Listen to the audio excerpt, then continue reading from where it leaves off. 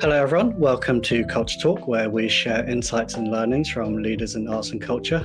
Today we're exploring the relationship between cultural organisations and digital strategy, discussing why digital projects sometimes succeed with aplomb and why others fall short of expectations.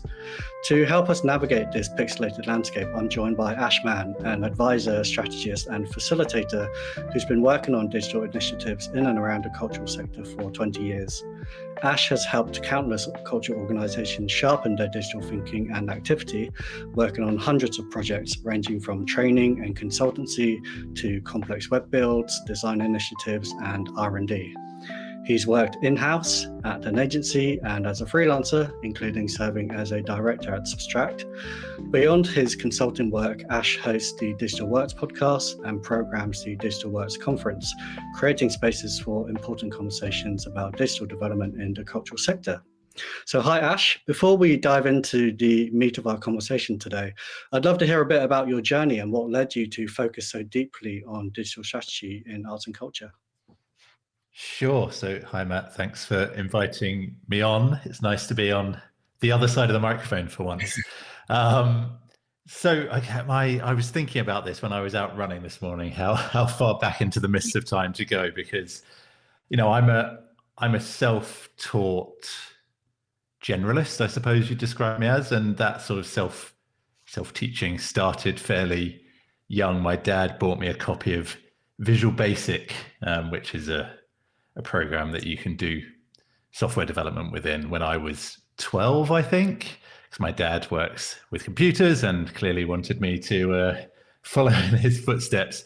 So from that was sort of my first introduction to the idea that technology is something that you can do things with, that you don't just have to it's not a passive thing. They're not just devices that you listen to music on or watch TV, but actually there's something that you can be creative with. And certainly none of my early teenage experiments with writing rubbish little games will ever see the light of day.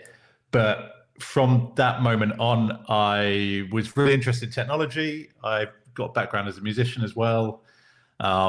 Really interested in how those things came together. Taught myself web development and web design back when that was a much simpler thing to teach yourself than it is now. I had a bunch of clients as a sort of freelance web dev, got a job working at a university in Leeds, where I was living at the time. And the faculty where I was working was an interesting collection of disciplines, because it was the faculty that housed both the arts, but also technology. Which is maybe an unusual combination, but you had sort of music production students alongside computer science students in the same building. And I think that led to some interesting collisions. So I was working there in student engagement, and then moved to work at Opera North in Leeds. And I was Opera North's first ever digital manager back in 2009. And it was quite an interesting role, because relatively large organization, ambitious organization, but had no definition of what digital could or should be. I think at that point, the website was still being done by essentially a volunteer musician in the orchestra who was a bit interested in that sort of thing.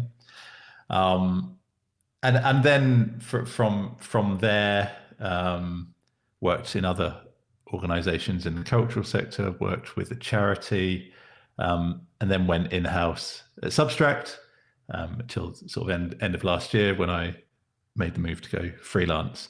And I think I've seen digital stuff from all angles, maybe. I think that's what keeps me interested, that I've seen it from someone writing the code or making the video or recording the audio or whatever it might be, through to running an agency that supports organizations, now through to advising organizations, And I still think I am an advocate for the value that digital in all its many forms can bring to cultural organizations. But what you still see, I think, is maybe a lack of, not a lack of interest, but maybe a lack of understanding of the potential of digital, beyond just an institutional website or beyond just a way to promote whatever it might be that your organization is doing. And I think we'll probably come onto this a bit more later, but I'm interested in helping organizations sort of think beyond those maybe quite sort of meat and potatoes conversations to thinking more creatively about how digital could and should serve organizations. Increasingly, those conversations are wrapped up in larger questions of strategy and purpose and mission and transformation. I don't think I would say I focus only on digital strategy, however you might want to define that, but certainly digital and strategy are part of most of the conversations I'm involved in. And you've alluded to it there in that you've kind of approached digital from a range of angles, and you've straddled both the agency side and working directly with clients. How has that shaped your perspective on digital strategy? I mean, I suppose I'm sort of keenly aware of both sides of that relationship, both as someone working in an organization who has a need or has spotted an opportunity or is struggling with something around digital. And I've worked in a number of organizations where I've commissioned a variety of different types of suppliers to help address those needs. And also I've seen it from the supplier side. So coming into conversations where an organization has an opportunity or thinks they need some help with something. And I think understanding both sides of that hopefully makes me a bit sympathetic to all of the various dynamics at play. It's difficult working in cultural organizations, challenging for a number of reasons. It's challenging working as a supplier in the cultural sector with a digital specialism for a number of reasons. And I hope I can be appreciative of that whilst also being effective when it comes to working with organizations. And I think that's mostly just about asking lots of questions, which most people enjoy having those conversations. And some people, I think, maybe find it frustrating that I'm not just going, this is a solution. Yeah. Moving on to digital and digital strategy more specifically now, and specifically around the language. In the last CultureTalk podcast, I spoke to Georgina Brooke about the fluffiness of the word content and its vague meaning. But as you've written about recently, the word digital might be even more problematic as a catch-all term. You've suggested that when a word means everything, it risks meaning nothing at all. And certainly digital means so many different things to different organizations in the sector. For some, it's about online ticketing or digital marketing, while for others, it might be about creating digital artworks. To help us demystify the confusion, you developed a framework using enable, engage, and express as modes of digital activity. Could you walk us through what each of these means in the context of cultural organizations? Yeah, certainly. And really, I was sort of banging my head against this fuzziness for most of the last year, really. This word digital that has been stretched to cover such an incredibly diverse range of things, of disciplines, of ideas, of systems, ways of working. And it felt like it was starting to cause a problem. You're having conversations with lots of different types of people in organizations who all maybe have quite a significantly different understanding of what we mean when we say digital. And so I arrived at this sort of three-pronged definition, because when thinking about all of the different things that get chucked into the bucket marked digital, it felt like these three ideas are the three things that all of that activity is trying to do one of. So enable is work normally around infrastructure, systems, or processes. Engage is around communications, it's around marketing, it's around outreach, it's around service design. And then express is creative or artistic expression. And when I sort of shared this framework, I gave some examples of different types of activity that were sort of mapped across these three poles, because very few types of activity are just one of those things. They're normally maybe trying to do a bit of each, but mostly one of the three.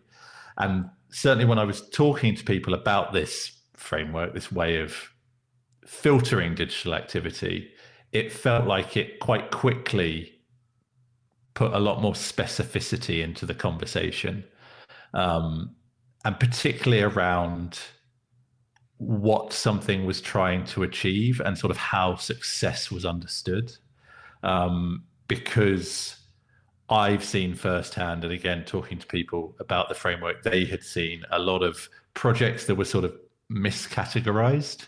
And as a result of that miscategorization, had sort of caused disappointment and a lot of friction, and people feeling maybe that the project hadn't done what they thought it was supposed to do, when actually it was sort of category error, that what they had thought the project was there to do was never what the project was going to do. But there wasn't the right terminology for everyone to be able to get on the same page in terms of, we're doing this thing for these reasons to achieve this impact. Yeah, and I think we'll definitely link to it in the show notes, because the article that you shared recently is, for me, I think one of the most comprehensive explanations of how to think about digital and talk about digital in the sector. And one of the things that you shared in that is a matrix looking at which had internal and external focus on one axis, and operational and experiential on the other axis. Where do you see most organizations focusing their energy on this axis, and are there quadrants that tend to be neglected? Yeah. And so the axis, the sort of 2x2 grid that I came up with, was really to try and help visualize portfolios of digital activity, because again, lots and lots of things all bound up in that one word. And it felt like having a map or a canvas or a tool to actually be a bit nuanced about what all those different things were doing was helpful. Maybe I'll answer the second question first, in terms of where I see less focus and investment. And I think that's probably in the upper left quadrant, if you're mapping it the same way that I did, and that's activity that is internally focused but experiential in nature. And so by that, I mean digital activity that might support or deliver the sort of production process around an exhibition or a show, or digital activity that might support the rehearsal process, activity that is internal in nature, but is a sort of experiential output of the organization. And certainly I know larger organizations do things with sort of digital twins when it comes to designing shows, and lighting rigs and things like that. But it felt like the conversations I was having, that was there was activity less frequently existing in that space, because it's probably less shiny and there's less funding around for it. And in terms of when most activities seem to be clustering, certainly in terms of the conversations that I was having, was more on the operational side of things. So that was either internally focused work, so that might be a new CRM, or it might be new roles or skills development, or it was externally focused, so that might be a sort of investment in improving your ticketing pathway or replatforming your website. Those things aren't, well, maybe they sit closer to the experiential axis than a CRM implementation, but they are ultimately sort of operational in nature. They are enabling / engaging activities rather than expressive activities. And that's fine, but I think it's interesting for an organization maybe to plot all of the things they consider to be digital across this axis, because quite quickly it might show that you're spending a lot of time focusing on one area, which again is fine if that's intentional, but certainly a couple of the people that I spoke to, when they quickly did it, realized there were gaps in their portfolio of activity that they hadn't realized existed. You mentioned about the kind of miscategorization of project goals before, and it may seem obvious what kind of problems that can create. But why is it, do you think, that digital projects are miscategorized, and how can that be rectified? So I think there's a little bit of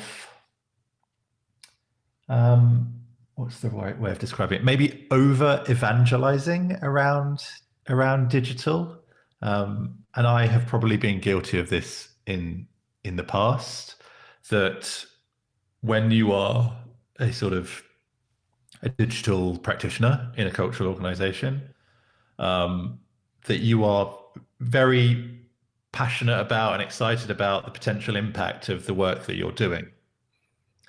And it's maybe easy to get carried away with that. Equally, maybe when you're trying to make the case for investment in something, in a resource-constrained environment, which cultural organizations often are, it maybe feels that you're having to say, oh, it's going to have an impact here, here, here, here, and here if we do this thing. When in reality, it's likely that maybe only half of that is going to happen, and the others might be less certain outcomes of doing that work. So I think that's part of it, and I think that's a sort of dynamic that you see both because of that resource constrained restriction, but also when people are applying for funding. Funders want to support work that is impactful across a big footprint, and again, that may sometimes result in people overstating the likely impact of projects, and again, part of it may be due to a misunderstanding. Maybe the promise was never made that X project would have Y impact, but a particular audience, internally or externally, may have understood the purpose of the project differently to the people driving it. Yeah. Just want to zoom out a little bit briefly, because something that you've talked about in some of your podcasts is how some organizations treat digital as a separate department rather than as an integrated approach. What impact does that organizational structure have on their effectiveness? So I think maybe 10 years ago, it was a sort of positive indicator if an organization had a digital team, because it sort of showed that they were taking this stuff seriously, and they had created specific roles to jumpstart the conversation. But that feels like, and again, this is probably an overgeneralization, it feels like we've not, as a sector, really moved much beyond that, and in some ways have moved backwards from that point, and digital teams have now become digital teams of one individual, or digital responsibilities sort of attached onto other roles. But again, often in just individuals. And I think when digital is either siloed off as a separate team or in an individual, that is, I mean, you are slightly stepping away from responsibility if you're doing that. Digital remains the thing that those people do or that person does. It's not really something that we as an organization need to become comfortable with and understand how it might support or affect everyone's roles. It's still a thing that happens over there. It's a discrete set of activities.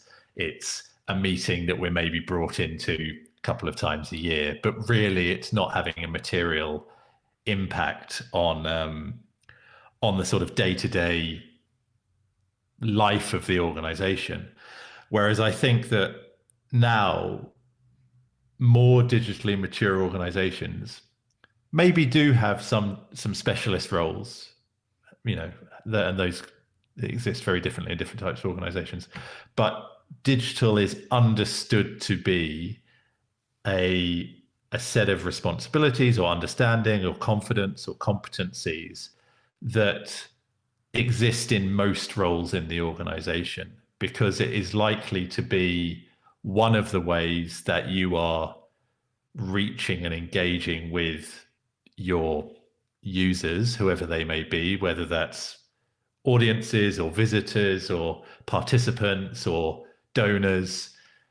The reality of the world in 2025 is there is likely, almost certainly, to be a large digital component to all of those relationships. And so therefore it should be something that people are familiar with, at least. And it feels like, as I say, the separation of digital as a thing you can draw a sort of ring around on an org chart and it doesn't escape the ring, feels like it has gone from being a green flag to perhaps a dusky pink flag.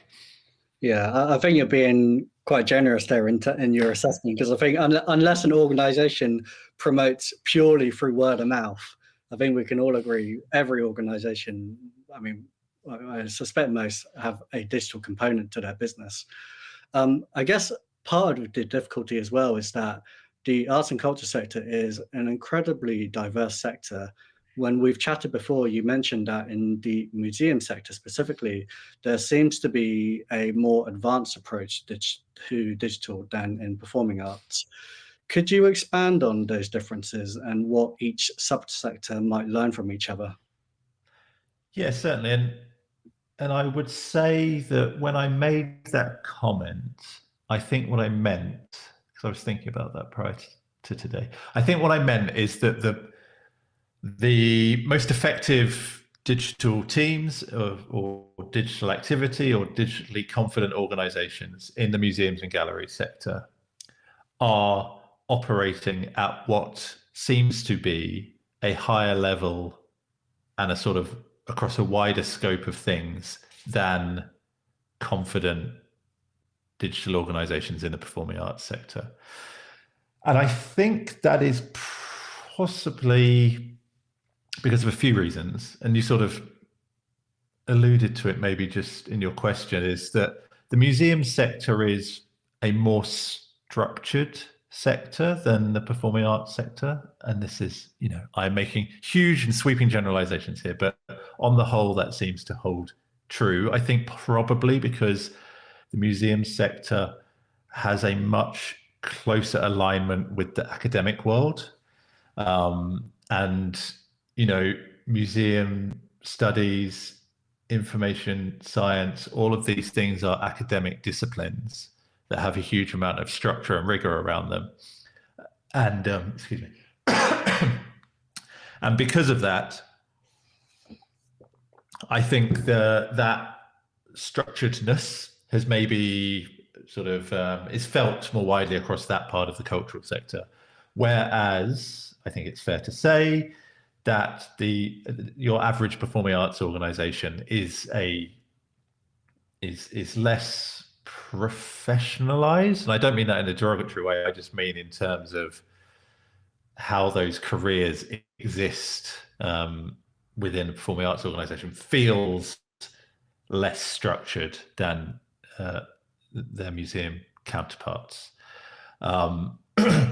I think what the performing arts could learn from the museum sector is perhaps surprisingly is around storytelling, really. You know, performing arts prides itself on telling stories, but I think in a digital context, really great digital museum activity is often doing a better job of telling a story about whatever it might be, you know, artworks, objects, history, social issues, whatever it might be. It feels like there are a greater number of museums confidently operating in that storytelling space than there are performing arts organizations. And I think that's because for the performing arts, the story is the thing they're selling access to. You know, the story is the thing that you're buying a ticket to sit and have it told to you. Whereas with museums and sort of memory institutions, the story is part of the part of the way that they engage audiences. You know, telling the story of an object, telling the story of why you should care about this artist or this particular exhibition is not necessarily the thing that they are selling a ticket to, or they're a free to access museum, so they're not selling a ticket to anything. And so, as I say, it feels like storytelling is a big thing that performing arts could maybe look at museums operating confidently and steal some lessons.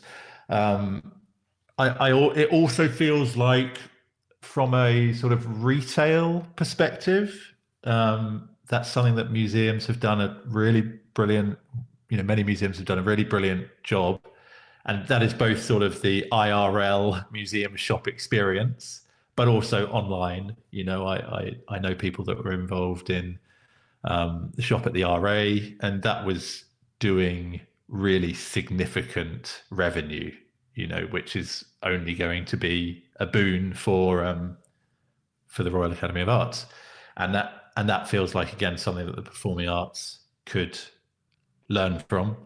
I think, and again, sweeping generalizations, but really great ticketing experiences in the performing arts space are probably better than most ticketing experiences in the museum space.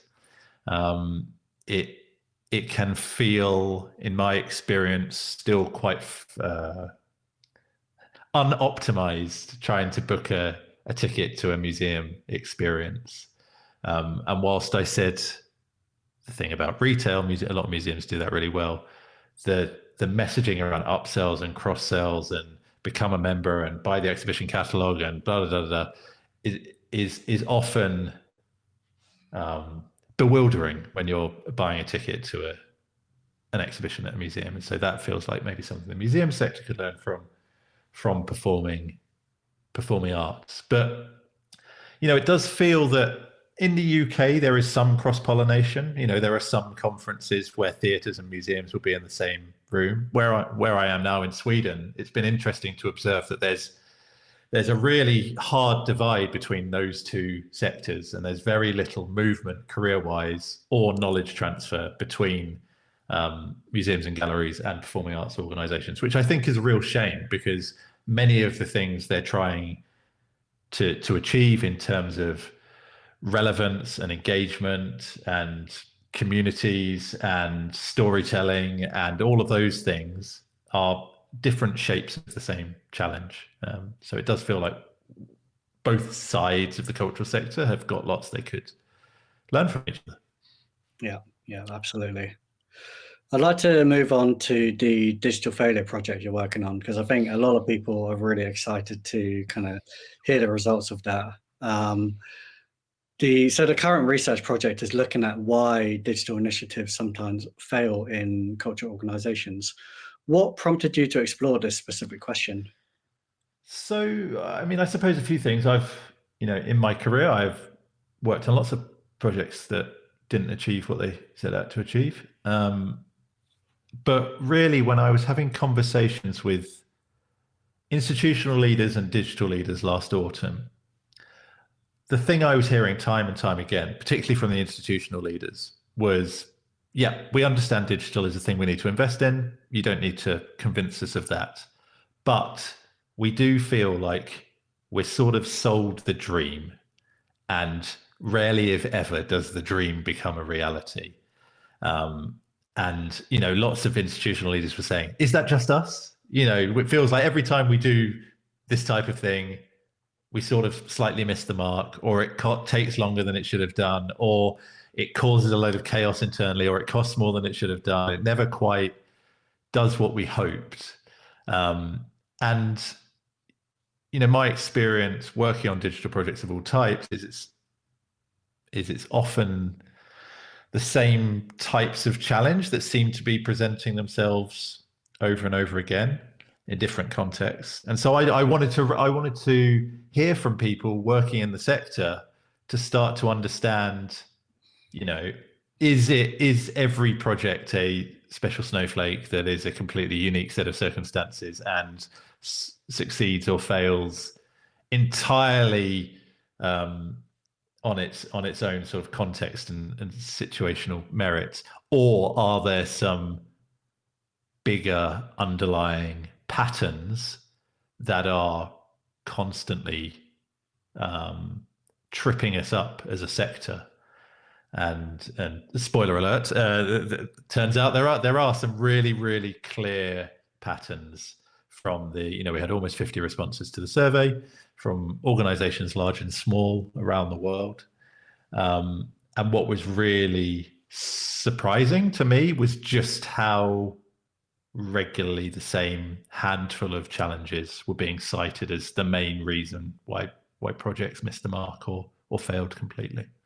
And it was also interesting to hear about the impact of that failure. Yeah.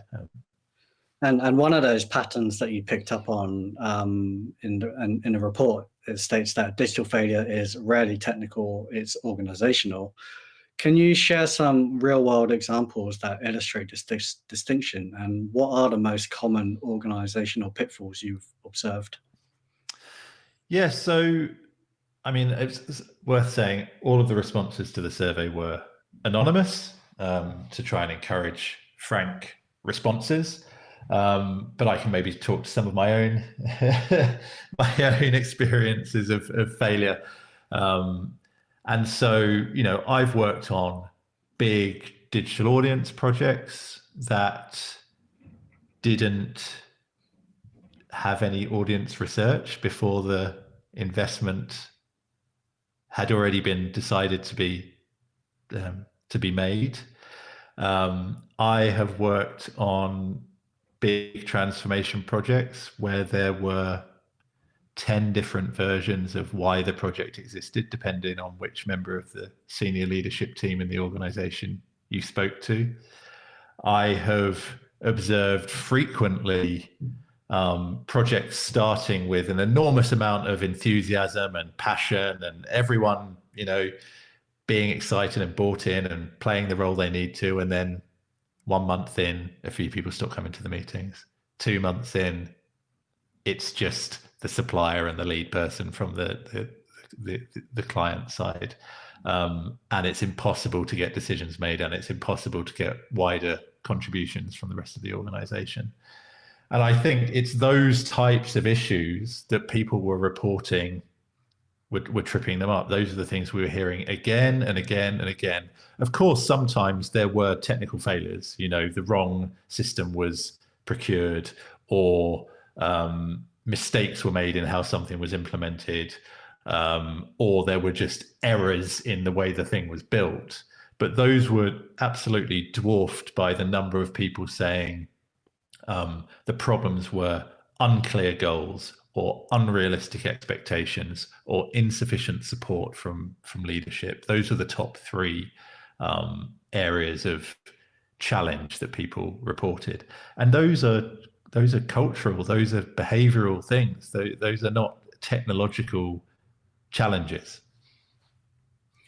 You mentioned leadership there, and that's been quite a common motif in these CultureTalk podcasts. And when I've spoken to other digital strategists, that getting advocacy from leadership is important, and that kind of reflects one of the findings in the report where you mentioned that teams are often caught in a cycle of delivery without reflection. And perhaps this isn't a surprise to many, as budgets are tight, teams are small, and time is scarce. But many arts marketers might be listening a little frustrated and ask, yes, but what can we do when the leadership team doesn't advocate for us? So how can arts marketing teams or anyone involved in the digital project encourage their leadership team to hit the brakes, reflect more meaningfully before diving into the next digital project because the last one failed? Yeah, absolutely. And what I wanted to try and avoid in the report, and the audience can be the judge of how successful I've been, is those sort of sweeping, you just need to fix how your organization works, and then everything will be easy. Because I've worked in cultural organizations. I know that some challenges are much more straightforward to fix than others, and things like organizational culture and leadership engagement are on the more difficult end of the spectrum of challenges to solve. I would say, in terms of the reflection point, and this was something that came through really, really clearly in the report, is that on the whole, when projects fail, there isn't a moment of reflection. There isn't a moment of discussion about, okay, this failed, but what did we learn? Why do we think it maybe failed? How can we avoid failing in the same way next time? And I think that it's really easy to feel sort of disempowered when you're maybe you're working in a cultural organization. You've got an absolutely enormous list of things to do. Deadlines are flying at you thick and fast. There's not enough money. You're doing the job of 3 or more people. Everything feels very reactive. Everything feels very firefighty. But I think that even taking 20 minutes, let's say 10 minutes, 15 minutes to just stop, take a breath, reflect, and record those reflections, even if that's just on an individual level to start with. What did I observe was going well? What did I observe was going less well? Do I feel I have learned anything? What would I not do next time? What did I feel we should have done that we maybe skipped or missed out or didn't realize we should have paid attention to?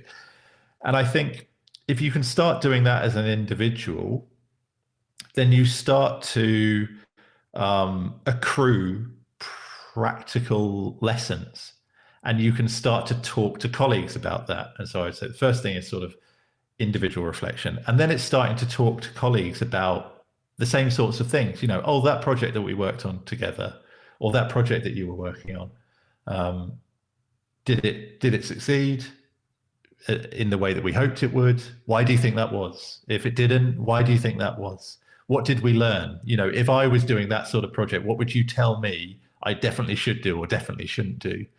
And those sorts of things don't need permission from leadership. They don't need a sort of grand cultural reset project to be underway. Those are like daily behaviors and daily habits that you can start forming as the people doing the work. And I would say that is probably going to be a more practical and immediate way of starting to make the most of failure and starting to build a practice of reflection. If you're waiting for someone else to sort of give you permission to spend the time doing that, I think you could be waiting a long time and getting very frustrated. Related to that a little bit, the report also references a sector-wide fear of failure and a lack of peer-to-peer sharing. When I spoke to Andrew Thomas from TBC on the previous Culture Talk, he spoke about how difficult it was to find professional insights and educational resources in culture and ticketing when he first started in the late 90s and early 2000s. I think we can all agree things are a lot better now, with TPC being extremely popular, as well as TLCC and AMA. And there are so many arts and culture podcasts out there now, such as your own Digital Works podcast, which help disseminate valuable information. But it still feels like the sector isn't able to progress as quickly as other sectors, especially when it comes to digital. Why do you think this is, and how might the sector create safer spaces for openly discussing and learning from failure, and ultimately fostering an environment that encourages active learning? Yeah, I mean, this is something I'm super interested in because the reason I started Digital Works back in 2016 maybe was because it didn't feel like there was a community of peers around digital work in the cultural sector. You know, I'd really had that experience of being a department of one and expected to do everything from run all the channels, manage all the projects, set all the strategy, make the presentation to the board, spot all the opportunities. That it felt quite overwhelming a lot of the time, and it was not easy to find other people to reach out to. This was sort of in the early 2010s, so Twitter was still a thing that you could go on and find interesting people and sort of strike up conversation. And certainly there are still people that I'm in touch with today that I found that way. But Digital Work started initially as a series of community events, really, you know, half-day events that brought people together with some interesting talks, and then it became a podcast and a conference and so on. I think all the events that you've talked about are really valuable, and you know, there's lots of others that sort of fall under that umbrella.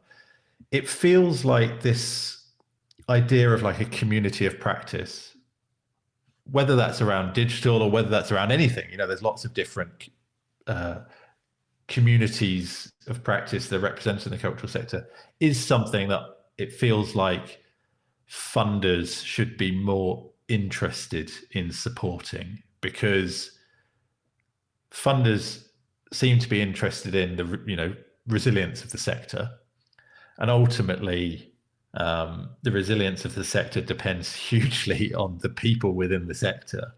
And if people are just shelling out of the sector because they're burnt out and they don't feel like there's any support, that's a problem. And so it does feel like there's an opportunity for more of these communities to be, I guess, like proactively nurtured. And that feels like that wouldn't require a huge amount of funding in the grand scheme of things.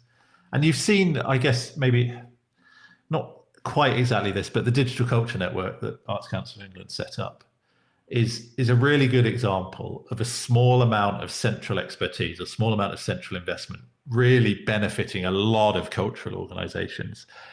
But their remit is supporting organisations. It's not necessarily supporting individuals in their sort of careers and their professional networks. And yeah, you know, it's something I'd like to see more of. It's something I'm trying to do a bit of with Digital Works, but you know, Digital Works is something I do for free, you know, spend my own money on producing content and doing events. And that doesn't feel like a sustainable or sector-wide initiative that's going to really impact everyone. Yeah, I mean, you mentioned the kind of funding challenges there, and it does often feel like funding structures seem at odds with what's needed for effective digital development. How can we encourage or change funding structures to enable more digital development in the sector? It's difficult. I mean, I think you've started to see some changes around this in terms of you know, the Bloomberg Philanthropies Digital Accelerator. They're funding a lot of digital work in the sector. You've seen the emergence of sort of loans available to make commercial investments around often digital projects. But it's difficult, you know, the funding landscape is in the process of being hugely disrupted. Foundations are closing. Foundations that previously had a focus on arts and culture have changed that focus. Money that was available through the pandemic to sort of invest in digital work has dried up, or those funds have closed. So it's really, really challenging. But I think my plea to funders who are funding digital projects would be to try and take some of the specificity out of that process, because it feels like people put in a funding application to get some money, very tightly scoped to whatever the funder said they're interested in. And it's only after they've got the money that the organization has the time and can make the case for spending a moment to work out whether or not that is actually the project they should be doing, and whether or not the people they have said that project is for actually want the thing that they have assumed they might want.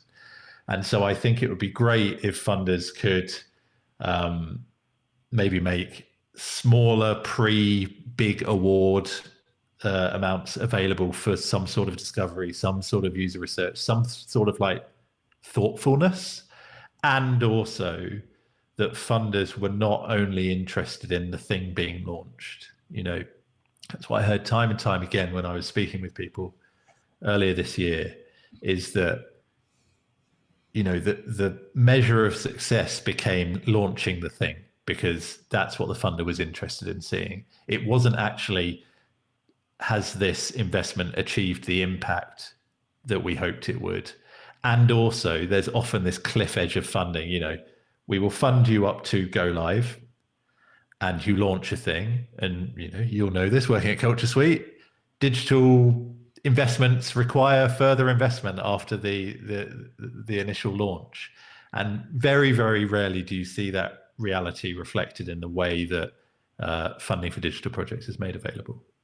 Yeah, absolutely. A lot of the challenges that we've spoken about so far has been kind of cultural, organizational, and frankly systemic. And you've alluded to it. These are really difficult challenges to address. Are you hopeful they can be addressed for the sector? Yeah, depends on what day you ask me. Today the sun is shining. I've had some good chats. Yes, I'm feeling hopeful today. I think there's a lot of talented people working really, really hard in the sector. It feels like there is, you know, it's not a barren wasteland devoid of good work and good practice. There are smart, capable, effective examples that we can point to. But the frustrating and the sad thing is those examples are few and far between. And, you know, I know a lot of the people involved in some of those organizations and some of those teams, and they are at breaking point. You know, there's a lot of people who are actively thinking about leaving the sector or leaving being in-house. And I think that's a real problem. That should be setting off some real alarm bells. And I don't have any quick or easy answers to how you solve that. The sort of culture sector is being tossed around on the incredibly turbulent world that we live in. You know, it's at the crux of culture war madness. You know, the funding situation is increasingly restricted and volatile. You've got workforce problems, you've got skills problems, you've got sustainability problems. You know, I do not envy cultural leaders. They've got a really, really difficult job, as does everyone that's working in a cultural organization at the moment. But I do genuinely and passionately believe in the value of the work that cultural organizations do. And I do genuinely and passionately believe in the role that digital has to support and enhance that work. So all told, I would say, yes, I'm optimistic is maybe too strong, but I'm cautiously, I'm not too doom mongering today. Yeah, it does feel like we do require quite comprehensive sector-wide change, and I hope as more people pick up on these conversations, hopefully that shift can happen more quickly. But I'd like to move on to something a bit more specific. One thing that I've noticed is that many cultural organizations see their website primarily as a ticketing platform rather than a product in itself. And again, this is another motif that's come up many times in CultureTalk podcasts. How might this perspective limit their digital potential, and how should organizations look at their digital channels instead? So I think, it's an understandable perspective to have, because if you are thinking about return on investment, or if you are thinking about how a digital thing maps clearly onto a set of numbers that you can understand, marketing a thing and selling a ticket or selling a whatever is a straightforward conversation to have about, do we spend this time and money investing in this thing or not? But I would say, to the point, the conversation we were just having is cultural organizations are struggling to prove value and to prove relevance and to reach beyond their traditional audience, who are getting older and older and also spending less money because in the UK cost of living crisis. And digital is a really effective set of tools and opportunities that could allow cultural organizations to explore those challenges. That being said, we sort of touched on this earlier, I think that requires quite a radical rethink in terms of how cultural organizations might exist on those platforms, and what they are trying to do on those platforms. But I think, or with those tools, but I think that, digital is not the answer, but I think it's certainly part of the solution. Yeah. We've talked quite a bit about the challenges and failures so far, and you mentioned maybe I've been a bit doom and gloomy, so I'd like to shift the focus to where you've seen things work well. Are there any organizations that stand out to you as having navigated these waters particularly effectively? So I was thinking about this, and I think I'll maybe speak quickly to like 3 examples, because they're 3 very different types of organizations. So in 2018, 2019, the late 20-teens, when I was at Substract, we worked with the Royal Academy of Arts on their, so they have the summer showcase that they do every year, but they also have a young artist summer showcase that they do every year as well. And up until 2018 or whenever it was, that had been a sort of London and Southeast centric, totally offline thing. You're a young person, you send your teacher sends your artwork into the RA, and they judge them and they pick some of them and exhibit them in a small room at the RA. And they had got some money from a funder, and they wanted to move that online and open it up to be a UK-wide thing that people could enter. And it was a real joy of a project to work on, because it wasn't doing, that thing that we just talked about in terms of just making it easier to buy a ticket.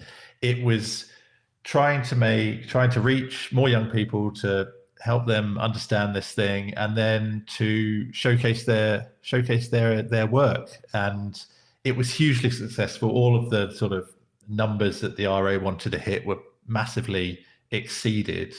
They got entries from all over the UK.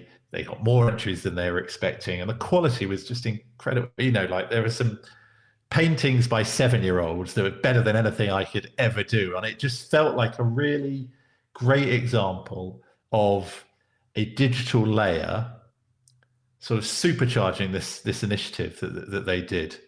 And it was a really great example, I think, of different teams.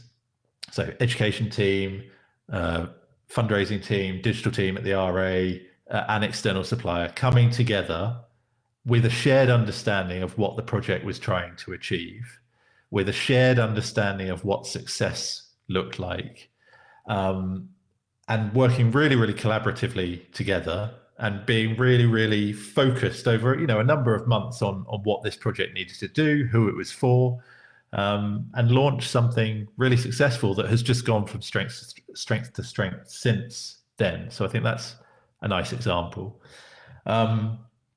Maybe on the other end of the spectrum, so the Bridge Theatre in London started working with the Bridge before the theatre opened, about a year before the theatre opened. And they were really interested in rethinking the sort of ticket buying experience. They didn't want to just take influence from other theatres. They looked to airlines, and they looked to high street fashion, and they wanted to make it a really intuitive and straightforward ticket buying experience. They were sort of rethinking everything to do with the customer experience. And that website is pretty unchanged in the 9 years since it went live. And certainly when I was at Substract last year, was still one of the highest performing websites in terms of conversion rates, in terms of mobile conversion rate in particular. Really, really effective ticket buying experience. They had a lot of great feedback from audiences. Again, that was a super focused project. They were also really curious. They had an outcome that they wanted to achieve in mind, a sort of radically easier ticket buying process, but they weren't prescriptive in how that needed to work. And they were saying, let's look at these other sectors. What lessons can we learn from outside our sector? We think, this website is a good example of this, and we think this website does this in a really interesting way. And that curiosity is not something that you see that regularly, and I think resulted in a really rich and enjoyable and successful project. And maybe lastly is the work we did with the National Theatre, and I sort of led the strategy piece on that. And this was a new website for the National Theatre that was coming from the need. So previously at the National Theatre does lots of different things. It's a theatre, it tours around the UK and internationally. You can watch screenings in a cinema, and you can watch streamed videos on NT at Home. Every one of those bits of activity used to have its own website. And so the NT was sort of speaking in quite a fragmented way to its audiences. And the new website was supposed to represent the NT and the sort of the whole of the National Theatre, and make it clear that this was an organisation that, yes, was a building on the south bank of the Thames in London, but also was somewhere that you could experience maybe in your city where you live outside the UK, or in a cinema, or on your laptop. And there were some really rich conversations with the National Theatre and a lot of user research in getting to something that probably feels quite simple in terms of messaging and information architecture, but is actually communicating a really complicated offer. And certainly anecdotally, talking to people at the NT since that site went live a couple of years ago, they've said it has helped with conversations with stakeholders and partners and internally, that they are able to speak with one voice in one place, has sort of strengthened that voice rather than being fragmented across lots of mono-focused channels. So I think they're three examples of how a variety of different sort of digital initiatives with very different focuses can achieve real impact and sort of have a whole load of halo benefits as well. I'd like to pick up on your point about curiosity in the second example, because you've spoken to me before about how cultural organisations should get more experimental. So what kind of small, low-risk experiments would you recommend for an organisation just beginning their digital evolution journey? So I think that the sort of first thing I would say is do some observed user testing. And that might sound very complicated or like a heavy lift, but what I mean by that is sit someone down, and that can be remotely like we are now, or you can just grab a colleague and say, go to our website, or go to, use this audio guide, or use this app, stick something in front of them and ask them to use it, and ask them questions whilst they're using it, because watching someone engage with one of your digital experiences is probably going to very quickly help you identify what's working beautifully and what is maybe frustrating people in a way that you didn't realize.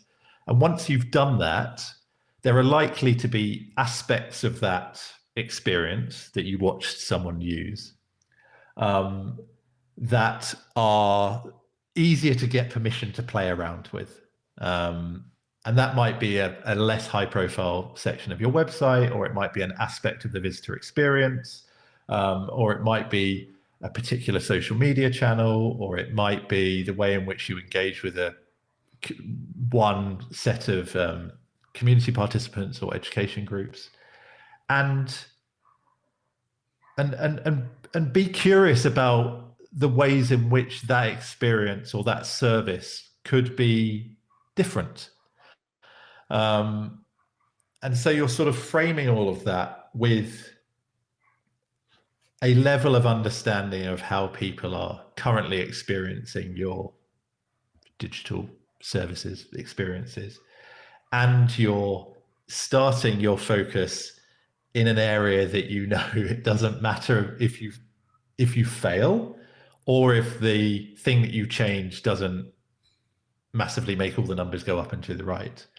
And I think if you start with that focus, and that could be as simple as some A/B testing on some copy, or on some image choices, or on some layout choices, or it could be trialing a new, whatever it might be, step in your customer journey around whatever it might be, or it might be introducing a new thing that you're asking for feedback about, or whatever it might be. If it's rooted in actual user behavior, and if it's in a place where you've got permission to be curious and permission to be playful, then you're going to start to learn things. And again, back to that point we were making earlier, you can do this pretty much on your own if you want to. Of course, it's brilliant to involve colleagues, but if it feels like something that you can't get people to engage with because they're too busy with their own things, then this is something you can do on your own and start to make observations. The scientific method is a wonderful thing. Have a hypothesis, test it, and make some observations. I think if we change X, Y, and Z on this page, it will affect things in this way. So you start by changing the first thing. Nothing happened. Change the second thing. Nothing happened. You change the third thing. Something happened. And you record what that was, and that starts to give you an understanding of the levers that are available and the ways that you might change that, or pull those levers. But those changes don't necessarily need to be customer facing. It could be the way in which you work with colleagues. It could be the way in which you work with suppliers. It could be the way in which you share updates with leadership. Everything you do, there is the possibility to do it differently. And so I think the idea of experimentation is not changing everything all the time for the sake of it. It is being focused and being curious, and then being measured in the way that you're trialing something. And, say it's a trial, say it's a pilot, and then it's not a problem if it doesn't work. And if it doesn't work, you've learned something, Yeah. I think one of the fears that many people have about digital projects is the cost of it, both in budgets and time. And as everyone knows, resourcing is a common challenge in the sector. How have you seen limited resources used most effectively for digital projects? So, maybe two of my favorite examples were during the pandemic, where you saw a lot of experimentation. That was a time when you absolutely did see cultural organizations experimenting all the time with digital stuff and trying things out, and initiatives would pop up and disappear, or pop up and be successful. And both of these examples are ones that popped up and were successful. So the first one is an initiative that was started in the pandemic by Opera North, which is a touring opera company based in the north of the UK. And it was called From Couch to Chorus. And obviously taking influence from the From Couch to 5K running training program. But it initially started as a way for them to continue doing their choral training online during the pandemic. And so they moved it onto Zoom. And they quickly realized that when you're on Zoom, you're not actually limited in the same way that you would be if you were delivering singing workshops in a room. And quite quickly, they massively grew the number of people that were signing up to these chorus singing classes, because, I mean, yes, it was a pandemic, people were hungry for things to do, but Opera North had quite quickly arrived at a model of delivery that meant they could deliver singing classes to you wherever you were in the world if you had an internet connection. And I think it's a really nice example of experimentation. You know, oh God, we can't bring people into the studio. We need to go online. What cheap or free to use online tools can we use? Let's use Zoom to start off with, and actually worked beautifully. They then got further funding to repeat and grow the program. They received loads of donations from people who had partaken in the program. I think really nice example of relatively small investment in off-the-shelf tools, and actually the thoughtfulness was about the design of the experience and the communication of the program, and it wasn't about fancy technology. It was about being clear about who it's for and being clear about communicating value and being clear about how digital can help bridge a gap that otherwise wouldn't be able to be fixed. And the second example is Little Angel Theatre. They're a small puppetry theatre in Islington in London. And during the pandemic, they went online with free puppetry workshops, and they just put them on YouTube. And they were doing them most days through that first lockdown. And that's things like, you know, how to make a puppet out of a washing up glove and things like that. And, you know, super, they intentionally made them really sort of DIY and really focused on household items that you could probably find in a cupboard that you didn't need to leave the house for. And they saw incredibly strong engagement. You know, some of their videos have hundreds of thousands of views. They got featured in the New York Times. Again, the pandemic is a slight, like, it's not maybe super simple to replicate that effect. But it was another example of a relatively lo-fi approach, but being clear about who you are as an organization, the value that you can deliver to audiences, and then just starting to have a go and sort of evolving your activity based on the way that people are reacting to it.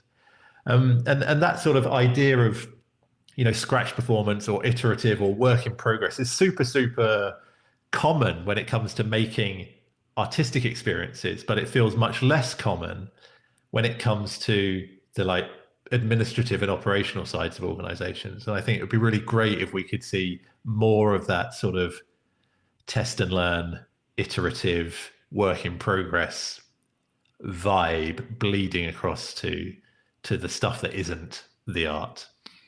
Yeah, I love those examples. Great examples of how you can engage quite authentically with audiences with quite simple concepts or low budgets, as it were.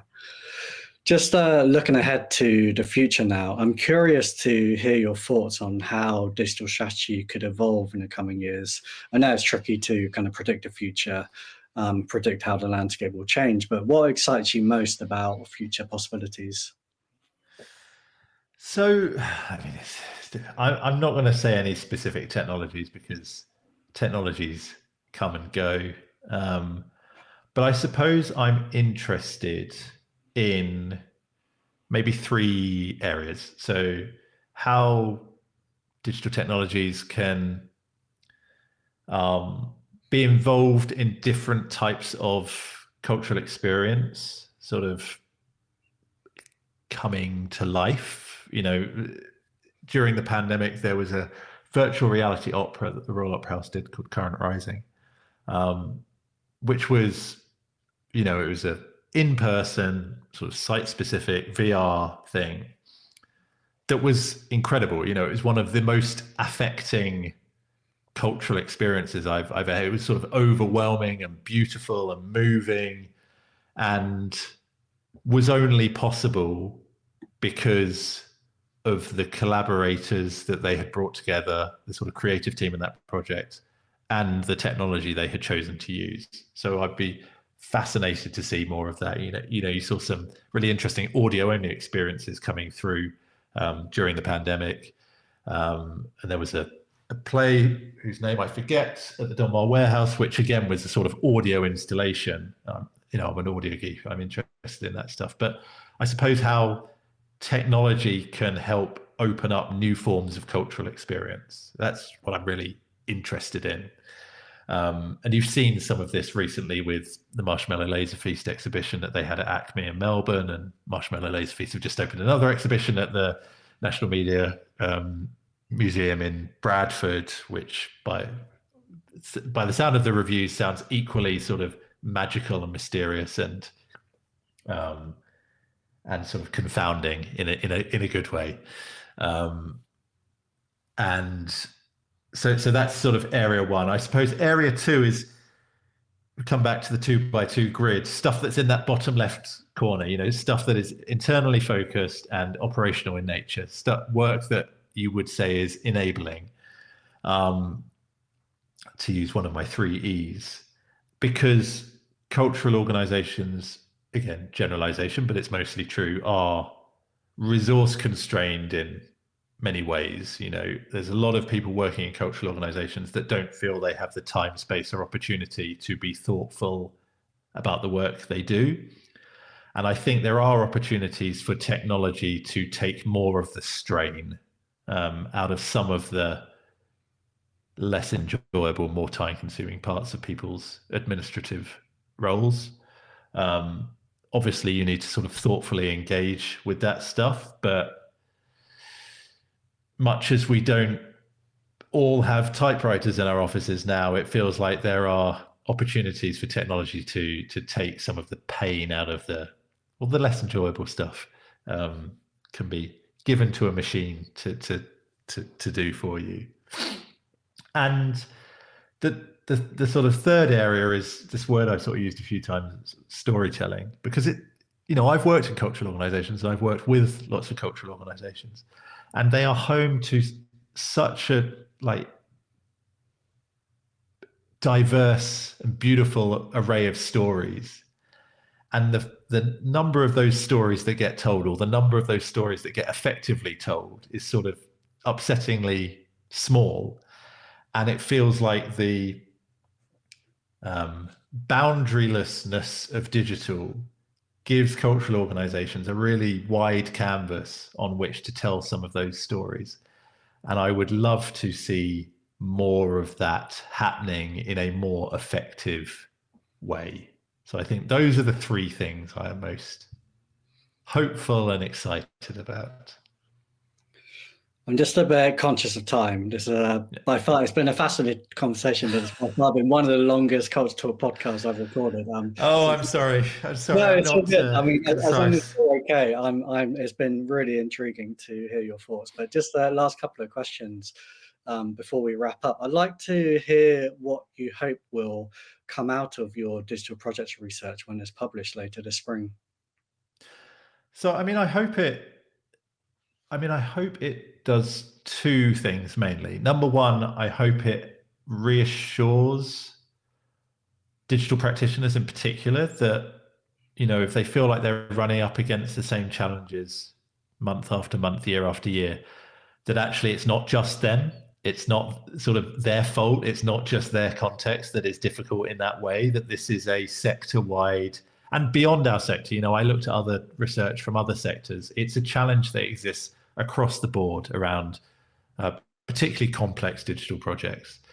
So I hope it's reassuring in that way. And secondly, I hope it starts a conversation. If a leader reads this or has page whatever shoved under their nose, and it makes them want to ask a question or have a conversation, or it empowers non-digital folks in cultural organizations to start conversations with their digital specialist colleagues, or it starts a conversation with funders around how they sort of fund this work, that would be a brilliant result from my point of view. There are some specific thoughts and recommendations that I make in the report. And obviously I think it would be positive if some organizations felt they were able to make change in some of the ways I've described. But honestly, if it supports beleaguered digital practitioners, and if it starts a conversation about more thoughtful approaches to digital work, then brilliant. And finally, if there's one thing that cultural leaders can take away from our conversation today, what would you want that to be? So can I say two things? Yeah, you can. I think number one is clarity. The things that are very clear and self-evident to you are probably not clear and self-evident to all of your colleagues and all of the people that may be executing against the plans that you've made. And I would really, the most effective leaders that I know are effective because they are super, super clear. And you ask 10 people in that organization why the organization exists, what the priorities are, and how their work contributes towards those priorities. They will all give you very clear answers. And organizations where that clarity doesn't exist, you will get much less clear answers and confusion. And so I think that clarity point is really, really important. That came through all of the survey responses. People want clarity. And I think that's something that leaders should be able to relatively simply address. And secondly, there was a program in Australia that's run a couple of times called the CEO Digital Mentoring Program. And a really important thing that they identified through the sort of academic evaluation they did of this program is that what is important for leaders to have is not necessarily like digital fluency or digital literacy. You don't need to understand how to take the machine apart and put it back together. You don't need to understand in huge amounts of technical detail how all of the digital things are happening in your organization. But what was really important was this idea that they called digital imagination. And by that, they meant what was possible, either supported by or wholly delivered through digital means. And I think that digital imagination is something that, again, you see all of the most effective leaders interested in nurturing. And that requires curiosity. And yes, it requires some level of time commitment from those leaders. But if leaders are becoming more familiar with what is happening in digital spaces across the world, they will inevitably start to have ideas of their own within their own organizational context. And that can lead, I think, to richer, more proactive, more curious conversations, rather than just digital being seen as this sort of meat and potatoes operational tool. And I imagine that digital practitioners within organizations would welcome a sort of curiosity-led conversation with their senior colleagues. Brilliant. Well, thank you for that insight. It's been a fascinating conversation hearing from you today. And I really appreciate you sharing not just your expertise, but also the preliminary findings from your research on digital failures in the cultural sector. I think you've given us a lot to think about, not just about why digital projects sometimes fall short, but more importantly, how organizations can set themselves up for success, as you've done so in your answer to the last question there. For those interested in exploring these ideas further, I highly recommend checking out Ash's Digital Works podcast. I think you've got over 60 episodes now featuring conversations with digital leaders across the sector. For me, I find it a real treasure trove of practical insights and real world experiences. So yeah, I highly recommend people following that if they don't already. But for those listening and working in a cultural organization and grappling with digital challenges, Ash offers consultancy services that can help you navigate these complex waters. I think his unique perspective, having worked in-house, agency side, as well as a freelancer, gives him a really comprehensive understanding of the challenges from all angles. You can learn more about his work and book a consultation through Ash's website, ashman.co. That's Ashman with 2 N's. Is there anywhere else you'd like people to direct people to if they want to connect with you and access your resources, Ash? No, the website's a good home. You can find me through there most easily. Brilliant. Well, I'm really looking forward to seeing the full results of the digital failure research project when it's published later this spring, and I have a feeling it's going to spark some important and insightful conversations across the sector, and hopefully I think it'll hopefully kind of affect some changes in the sector too. Certainly that's my hope from it as well. But thank you again for sharing your time and insights with us today. And to our listeners, thank you for joining us for another episode of Culture Talk. And until next time, take care and goodbye.